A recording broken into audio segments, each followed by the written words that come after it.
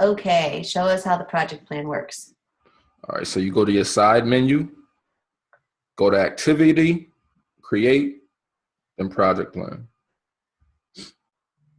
And basically the project plan is basically like a form that has different questions that's based on this book or this work called The Business Model Canvas. It's a great book, and it's basically like a way to kind of, clarify, taking the business approach is a way to clarify your business model, but you can also apply to just projects as well too. So basically it's a series of different questions. Now, Ashley and Matt can go in, or I guess as a group collectively, change the questions if you want to. This is some questions that came from another group, but you can, basically answer these different questions, and you don't have to answer all of them at one time. You can save a draft and come back to it later.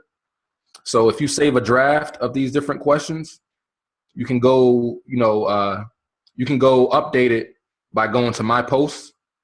So I'm just going to do something real quick. Let's save it. So I'm going to save a draft. Now I'm going to go to my posts, and I'll be able to get back on there. Okay. I guess not. Sorry about that. Oh, I have to do these up here. Sorry. I forgot these. So basically I will put in, come on, site. Okay, hold on. I forgot I had to add these first two ones. So sample project Drew. Now I'm just gonna save a draft real quick. Boom. All right. Now I should go to my posts. Now, if you see offline, if it's offline, that means it's not in the blog area. So all projects at the moment being at the time being will be in the blog area under the project plan category. And I'll show you that in a moment. But say you want to go edit your plan again, you click this link. If you want to delete it, you click this link. So I'm just gonna go back and just edit my plan real quick. Now I'm back here and I can go back on and work on it again. And we can come up with various other canvases. So, we can come up with like a crowdfunding canvas, a value proposition canvas, based like a series of questions to kind of, make a, help clarify, your project or idea in some kind of way. Again, once you submit a project plan, it will show up in the blog post area. Now, we can create like a different sidebar heading that has like latest project plans, but until then, they'll be under, where is it at? Okay, I guess I didn't add it, but we can create like a blog category that says project plan, and when you click that, it will show all the project plans in the blog.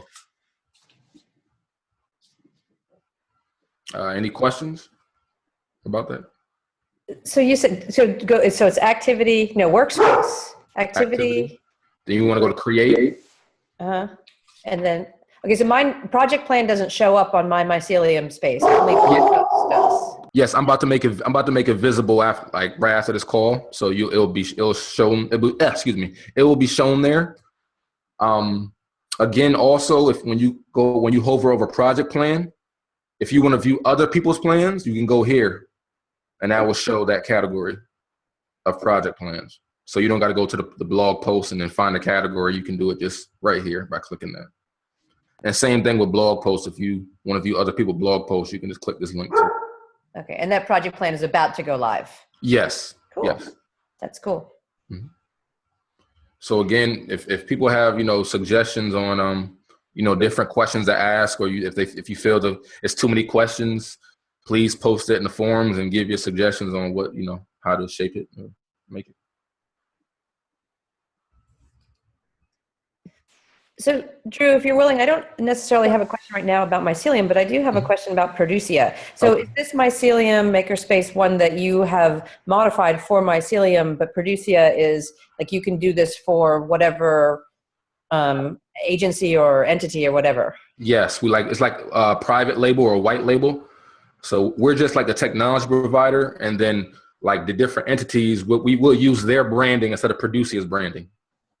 And then different organizations have different goals. So we have like plug and play features. So say, some organizations might not want missions. They might want to use points though. They might not want social networking features. So it's like they pick and choose what they want their makerspace or digital makerspace to have, and then we just set it up for them. Mm-hmm. Can you explain the points thing real quick to me? Okay. Basically, you have every time you do certain activities, you gain points. So when you log into the site, when you view pages, when you create content, and then we're going to add other actions as well too, but you get points for them. And at the moment now, I take it the Mycelium team is still, and the members are still thinking about how to, modify it or enhance it, but it's just a way to quantify your activity on the site. So we don't yet know what the points lead to. This is an area that is still in development. So if you have ideas about that, but at the moment, it's just a way to see how much activity people are engaging in. And right now it's just kind of set at some of the default numbers, but all of that is editable. And what's really valuable to us is like, how do the points become feedback that is feedback about what's happening and what's not happening. And, there's encouragement because you get feedback for like, oh yeah, I did something. I did my first blog post. I made my first request. I'm a frequent blogger, whatever. What are the things that we want to encourage and enhance? And so how can the points help with that? So I'm assuming the missions for this iteration are just focused on the learning journeyers, right? Yes. Right. So they seem tailored to the journey. Yeah, totally.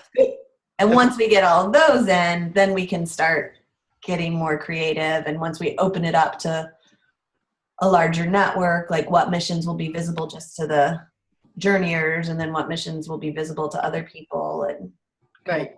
That's when we have to start figuring out the complexity.